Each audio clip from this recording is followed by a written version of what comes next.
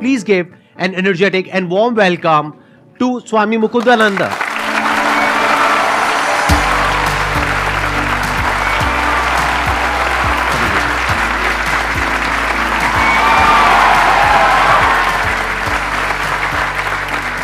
Please have a seat. Sandeep ji, आपका दरबार संपूर्ण विश्व में न्यारा है और ये जो युवक लोग यहाँ पधारते हैं इनको मैं नमन करता हूँ, किंतु ये हैं बड़े नटखट। हमारे चैनल में कमेंट छोड़ते चले गए कि आपको पधारना ही होगा, तो हमने सोचा यहाँ भारतवर्ष के युवा वर्ग से मिलना हो जाएगा। क्या बात है। मैंने थोड़ा सा आपके बारे में पढ़ा, तो आप IIT IIM से पास आउट हैं जी। फिर इस पाथ पर आप कैसे आए, मतलब उसके पीछे क्या रीज़न था? 8वीं कक्षा में जब था तो माइंड के पावर्स को बढ़ाने की दृष्टि से एक किताब पढ़ी, तो उसमें 3-4 ध्यान मिल गए। उनको मैं 10 साल तक करता रहा। अब IIT IIM में जो शिक्षा मिली उसका एक रस अलग था, लेकिन अपने प्रश्न बने रहे कि मैं हूँ कौन, मैं संसार में आया किस लिए, ये संसार बना कैसे। अब हमको साइंस में लॉज पढ़ाए जा रहे थे, लेकिन लॉ मेकर कौन है उसका ज्ञान नहीं था। तो जब MBA शुरू किया, भगवत गीता का अध्ययन प्रारंभ कर दिया और वहाँ से सब प्रश्नों के उत्तर एक साथ मिल गए और मन लगा तो ऐसा रस मिलने लगा जो संसार में कभी मिला ही नहीं था। यदि संदीप जी की अनुमति हो तो इनको एक चुनौती दे दें। हाँ हाँ प्लीज। हमने सुना है कि संदीप जी के प्रेरणा से भारत का युवा वर्ग is on the move and they don't consider themselves second to anyone in the world, right? So आप सबकी सोच में गहराई कितनी है, आप जो पूछना चाहे पूछें। कोई आध्यात्मिक प्रश्न हो तो मजा आ जाएगा। गुरुजी, मेरा एक प्रश्न है, आप दोनों से ही है बेसिकली। जैसे हम कहते हैं शब्द है, क्या शब्द में अपने आप में कोई शक्ति है? देखिए, इसके उत्तर कई लेवल पर होते हैं। हम एक शब्द से अपने मन में कुछ एसोसिएट करते हैं। किसी ने आपको भगवान का नाम सुनाया, आपके मन में वो एसोसिएशन आ गया, तो वो केवल शब्द वाली बात नहीं थी, आपने उसका जो अर्थ निकाला वो एक बात। और अगर हम गहराई में जाएंगे तो सब जो है भगवान की शक्ति है। आप किसी भी चीज़ में दिव्य भाव बना सकते हैं। भगवान के यहाँ कोई भाषावाद नहीं है। प्राधान्य इसमें अपने भाव का है, अपने मन की शुद्धि का है। आप जो शब्द बोलते हो वो एक हेल्पर है, एक सहायक है। आप चाहे उसका उच्चारण करो और चाहे तो न करो। कबीर जी ने लिखा है कि सुमिरन सुरत लगाए के, मनते कछु न बोल, बाहर के पट बंद कर भीतर के पट खोल। तो वो भी एक लेवल है। वर्ड्स में जैसे स्वामी जी ने एक्सप्लेन किया, बिल्कुल परफेक्टली उन्होंने एक्सप्लेन किया है कि words are symbolic of something and that thing is associated with some kind of a feeling. तो अगर वो फीलिंग आपको अच्छा फील करा रही है तो यू आर एट ईज, और अगर वो अच्छा फील नहीं करा रही है तो you are not at ease, जिसको हम दूसरे तरीके से भी बोल सकते हैं डिजीज, डिस ईज। तो उस वे में अगर समझा जाए तो वर्ड में बहुत पावर है। बट हाँ, अगर आप कुछ ऐसा सोच रहे हो कि कोई वर्ड है जिसमें कुछ सुपर नेचुरल है, कि अगर आप कुछ भी बोलते रहोगे तो कुछ हो जाएगा, तो ऐसा नहीं होता है। ये मिसकंसेप्शंस है। जैसा स्वामी जी ने भी कहा कि भगवान की अपनी कोई भाषा नहीं है, भाव देखा जाता है कि आपका भाव क्या है, किस भाव से आप बोल रहे हो। नहीं भी बोल रहे हो, बिना शब्द के भी अगर आपका भाव है तो काफी है, उसके लिए किसी वर्ड की जरूरत नहीं है। तो words are just means to an end, जिसको साइलेंस कहते हैं। तो कई बार साइलेंस में जाने के लिए वर्ड्स की जरूरत होती है। Very good, very complete. मैं आपसे ये जानना चाहती हूँ कि अगर हम यंग एज में स्पिरिचुअलिटी की तरफ मूव करते हैं तो हम उससे लाइफ में एक्स्ट्रा क्या अचीव कर सकते हैं, या लाइफ कैसे और आसान बना सकते हैं? देखिए, हमारा वेद कहता है कि आपको जीवन में सफलता तक पहुंचने के लिए 2 विद्याएं सीखनी है। एक मटेरियल साइंस, जिससे आप बाहर के संसार को समझोगे और उसकी शक्तियों का उपयोग करोगे अपने शरीर की सुख सुविधा के लिए। और एक स्पिरिचुअल साइंस, जिसके द्वारा आप अपने भीतर की मशीनरी को ठीक करोगे और दैवी गुणों को प्रकट करोगे। तो स्पिरिचुअलिटी ऐसे नहीं कि भई अब बूढ़े हो गए तो हारे को हरि नाम। स्पिरिचुअलिटी आपको अभी इस समय क्या लाभ देगा, उसके 4 भाग हैं। पहला है self awareness skills. Who am I, what is my goal in life, what are my values. Spiritual knowledge से ये क्लियर हो जाएगा। दूसरी बात यूनिवर्सल अवेयरनेस स्किल्स, कि हम संसार से कटे हुए नहीं हैं, सब के सब इंटरकनेक्टेड हैं, और वो यूनिवर्सल लॉज कौन से हैं जो हमारे ऊपर अप्लाई होते हैं। तो यूनिवर्सल अवेयरनेस स्किल्स। और तीसरा सेल्फ मास्टरी स्किल्स। हमारा एक लोअर सेल्फ है जो कहता है आलस्य करो, भोग करो, और एक हायर सेल्फ है जो कहता है नहीं नहीं कुछ हासिल करना है, कुछ उपलब्ध करना है।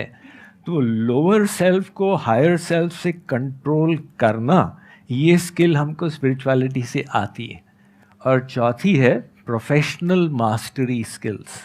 इसका मतलब क्या हुआ, जो आपका कैरियर है, प्रोफेशन है, उसका आप कैसे उपयोग करें कि लोगों के जीवन में एक डिफरेंस आए।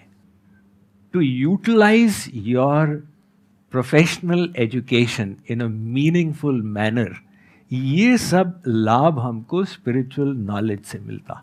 जब तक आप खुद को नहीं जान लोगे अच्छे से, तब तक आप इस बात की गहराई को नहीं देख पाओगे जो अभी स्वामी जी ने कहा कि we are all interconnected and interdependent. जैसे ही ये बात हमको समझ आने लग जाती है तो आपके अंदर से एक अलग तरह की एनर्जी फ्लो करने लग जाती है। उसको आप बोल सकते हो इंक्लूसिव ग्रोथ, जिसमें सबको आप साथ लेकर के चलते हो। सिर्फ अपने फायदे के बारे में नहीं सोचते हो, सबके फायदे के बारे में सोचते हो। In other words, growth without spirituality is meaningless. It will lead to destruction of all kind. But अगर उसकी जो फाउंडेशन है वो स्पिरिचुअलिटी है, वो नींव हो गई, अब उसके ऊपर कितनी भी बड़ी बिल्डिंग खड़ी कर लो, कोई दिक्कत नहीं है, क्योंकि फाउंडेशन स्ट्रांग है। और ये जो लोग बोलते हैं कि हम बुढ़ापे में करेंगे, अब मान लो बुढ़ापा नहीं आया, कोई जीवन का तो भरोसा है। तो प्रहलाद ने कहा था, 5 साल का था ना, उसने कहा कौमार आचरेत प्राज्ञो धर्मान भागवतानिह। ये जो आध्यात्मवाद है, इसका अभ्यास बाल्यावस्था से शुरू करो। और आध्यात्मिक दृष्टि से यंग कौन है, आत्मा तो सनातन है, इसलिए हमारी एक्चुअल एज जो है, हम सब के सब सनातन ही हैं। मेरा क्वेश्चन ये है कि जैसे संदीप सर के यहाँ पे आई थी वो सुहानी शाह, उन्होंने उनको आपने वो कर दिया था, ब्लफ कर दिया था एक तरीके से, जो विचार आपने अपना वो कर लिया था, थॉटलेस चले गए थे बिल्कुल। हाँ। तो उसमें थॉटलेस में मतलब विचार सुनने कैसे जाएं? देखिए, आप थॉटलेस के लिए ट्राई करते जाएंगे और कठिन काम है ना। ये मन जो है ये गतिशील है, और उसको थॉटलेस करना वो मन के स्वभाव के विपरीत, इसलिए संघर्ष पड़ेगा। असंभव नहीं है, लेकिन संघर्ष पड़ेगा। आप एक चीज़ ट्राई करें, हम मन को शुद्ध करें, बस इसको लक्ष्य बनाएं। जब शुद्ध हो जाएगा तो खराब विचार बंद हो जाएंगे, आपकी समस्या का तो समाधान हो जाएगा ना। तो वो शुद्ध कैसे किया जाए, आप मन को दिव्य दिशा में घुमा दें। एक साइकिल चला रहे हैं, अब वो साइकिल का आपने हैंडल दबाया तो इधर गिरेगा या इधर गिरेगा। तो ऐसे ही वो थॉटलेस स्टेट लाना एक बहुत ऊंची अवस्था है, और उससे आसान ये है कि आप उसको हैंडल को घुमा दो, तो आप माइंड को डिवाइन डायरेक्शन में घुमा दो, डिवाइन विचार लाओ, तो ऑटोमेटिक वो जो खराब विचार हैं वो समाप्त हो जाएंगे। पहले ये समझ लेते हैं थॉट क्या है।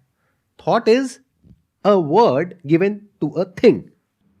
बिना बोले there can't be a thought, but ये काम इतनी जल्दी होता है कि हमें पता ही नहीं लगता है। क्या किसी ऐसी चीज से रिलेटेड आपके मन में थॉट आ सकता है जिससे रिलेटेड कोई वर्ड ना पड़ा हो? तो अगर उस वर्ड को हम देखने लग जाएं तो माइंड थॉटलेस स्टेट में चला जाता है। एक बार मैं प्रैक्टिकली आपको डेमो देता हूं। थॉटलेस स्टेट में जाना है अभी के अभी, करें, कोशिश करें। आपको क्या करना है, अपने मन में जो मैं कहूंगा बोलने के लिए वो बोलना है। आंखें एक बार बंद कर लीजिए आप लोग। अब अपने मन में अपने आप को आप बोलिए, कि देखता हूं मैं अपने मन में अपने आप को क्या बोल रहा हूं या क्या बोल रही हूं, और देखना शुरू कर दो।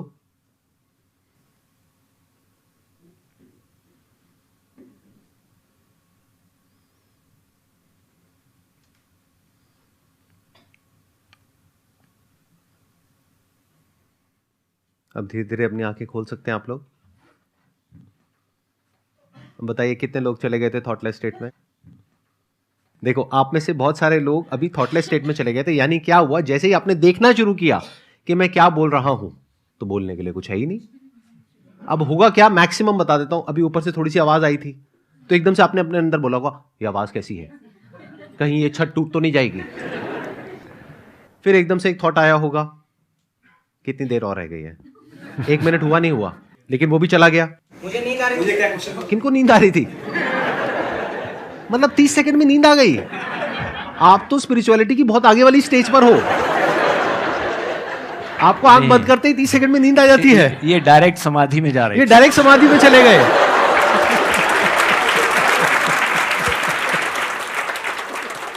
If you talk about controlling your thoughts, controlling your mind, or going in a thoughtless state, so first you need to understand deeply and properly what is mind. मेरा ये क्वेश्चन है कि हम सबको एक ना कभी ऐसा लेवल ऑफ सेटिस्फेक्शन फील होता है कि हाँ हम सेटिस्फाइड हैं अपनी लाइफ से, लेकिन दूसरे ही वक्त हमें लगता है नहीं, हमें कुछ और चाहिए ज़िंदगी से। तो वो जो एक संतुष्टि वाली एक फीलिंग होती है, एक लेवल ऑफ कंटेंटमेंट वाली फीलिंग होती है, वो कैसी लाई जाए? बिकॉज दुनिया में कभी भी कुछ भी सब कुछ तो मिल नहीं सकता, तो वो लेवल ऑफ कंटेंटमेंट कैसे फील की जाए, बस मैं वो चीज़ पूछना चाहती हूँ। सब दुख का कारण असंतोष है। हमारे पास जितना है उसमें हम संतुष्ट नहीं। सतु भवति दरिद्री यस्य तृष्णा विशाला मनसी च परितुष्टे कोर्थवान को दरिद्र। ये भर्तृहरि जी महाराज ने लिखा है कि गरीब कौन है संसार में? कोई अरबपति हो, लेकिन इच्छा है अरे भाई 1 अरब है और वो अडानी जी के पास इतने अरब है, तो मेरे पास कमी है। वो व्यक्ति गरीब है, क्योंकि वो अभाव का अनुभव कर रहा है। तो समस्या यही है, आप लोगों को सफलता मिली, शिक्षा मिली, सब कुछ मिला। हमारे भारतवर्ष में अधिकांश युवा वर्ग आपकी पोजीशन में आने के लिए लालायित रहेगा, लेकिन इतना मिलने के बाद भी मन में ये है अरे भाई मुझसे आगे तो वो है। तो वो ही विचार हमको दुखी करता है। अब इसके विपरीत हम जो ब्लेसिंग्स हैं जीवन में, उनको हम याद करें। भगवान ने 2 आंखें दी, 2 हाथ दिए, 2 पैर दिए, तो अपने हृदय को आभार से, ग्रैटिट्यूड से भर लेंगे। और दूसरी बात इसमें यह है कि एक साइड में असंतुष्ट होना अच्छा है, आध्यात्मिक दिशा में कभी संतोष न करें। अरे आज तक कुछ अध्ययन किया ही नहीं है और बहुत करना है। इसलिए कहा संतोषस त्रिषु कर्तव्यः स्वदारे भोजने धने। 3 चीजों में संतुष्ट हो जाओ। अपने पति पत्नी में अगर जो गोबर गणेश मिला है, अरे ठीक है। अपने भोजन में, अपने धन में सदा मस्त रहो। और त्रिषु नैव च कर्तव्यः स्वाध्याये जप दानयो। अपने स्वाध्याय में, अपने जप में, अपने दान में कभी भी संतुष्टि मत करो, अभी और बहुत करना है। तो जो स्पिरिचुअल पाथ है उसमें साइमल्टेनियसली तृप्ति भी है और पुनः असंतुष्टि, फिर तृप्ति, फिर असंतुष्टि। ये डायनामिक तृप्ति होती है।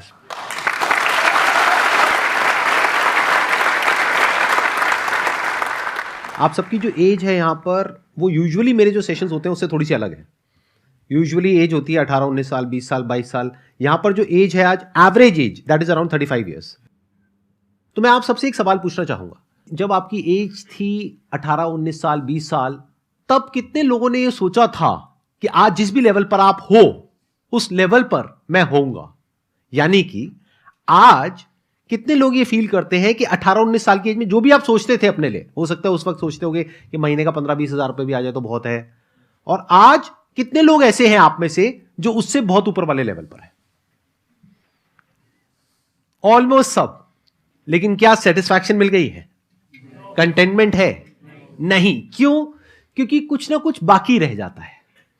तो इससे हमको सीख लेना है कि जब आज तक नहीं हुआ तो आगे भी नहीं होगा। क्यों? क्योंकि इस यूनिवर्स का नेचर ही ऐसा है कि यहां पर कभी भी आपको सब कुछ नहीं मिल सकता है। मतलब ऐसा कभी नहीं होगा जब सब कुछ परफेक्ट होगा, और अगर होगा भी तो वो टेम्पररी होगा, कुछ दिनों के लिए, कुछ हफ्तों के लिए, फिर वापस से कुछ गड़बड़ हो जाएगी जो सोचा भी नहीं होगा। किसी की डेथ हो जाएगी, किसी की तबीयत खराब हो जाएगी, कभी कुछ कुछ ना कुछ चलता ही रहेगा लाइफ में। तो जब ये बात समझ आ रही है तो क्या कभी भी लाइफ में ऐसी कोई स्टेज आएगी जब इस दुनिया में आप पूरी तरह से कंटेंट हो जाओगे, यानी आप कहोगे मेरी लाइफ में सब कुछ परफेक्ट है और वो भी परमानेंट है? क्योंकि अगर वो परफेक्शन की स्टेज आती भी है तब भी बैक ऑफ द माइंड एक डर बना रहता है कि पता नहीं कुछ गलत ना हो जाए, कहीं कुछ गलत ना हो जाए। तो डर तो बना ही हुआ है ना। तो जहां डर है वहां पे खुशी कहां है, कंटेनमेंट कहां है? तो जब हमें ये बात समझ आ चुकी है बारीकी से इस एज ग्रुप में, तो अब हमें आगे अपना टाइम और खराब नहीं करना चाहिए। जो इस दुनिया में कर रहे हैं वो करते रहना है, साथ साथ में थोड़ा बहुत समझने की कोशिश करते हैं कि भगवत गीता में क्या लिखा हुआ है, वेदों में क्या लिखा हुआ है। इसमें हम थोड़ा सा एडिशन करें? हाँ प्लीज प्लीज। ये तो आपने बहुत सुंदर बताया है कि भाई उसमें हम समझें यहाँ कोई तृप्ति नहीं, और साथ ही साथ हम जो कुछ किए केवल आनंद के लिए किए। चाहे करियर था, चाहे विवाह था, चाहे बच्चे थे, अंतिम लक्ष्य यही था कि आनंद मिले। वो आनंद की इच्छा हमारे अंदर क्यों थी? वो आनंद की इच्छा आई कहाँ से? किसी ने तो हमको सिखाया नहीं कि तुम बेटा तुम आनंद चाहना, ऐसा ना हो कि दुख के पीछे भागने लग जाओ।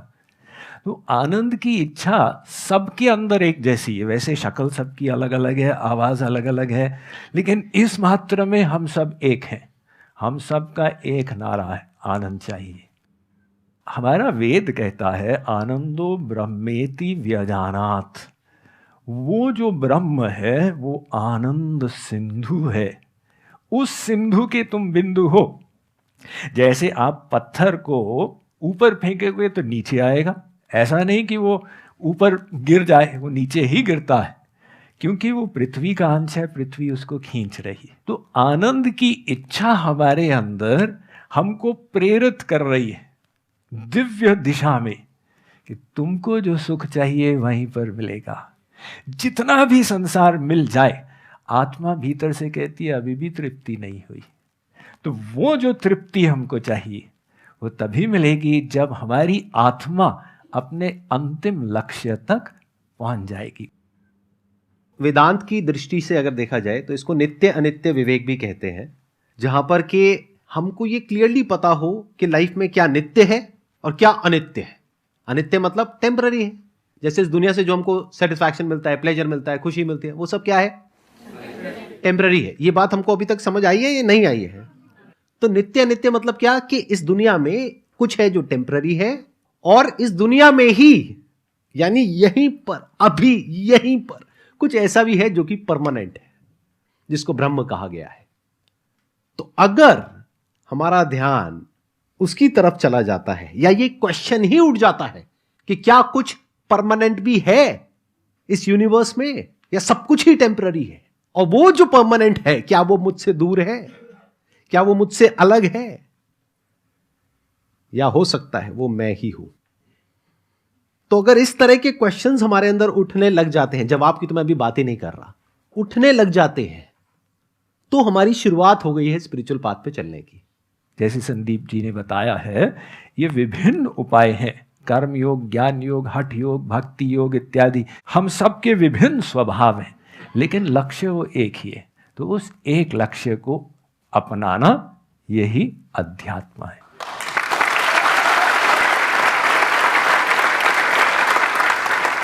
Thank you so much. बहुत बहुत धन्यवाद। मेरा सौभाग्य रहा। निमंत्रण के लिए धन्यवाद। Thank you.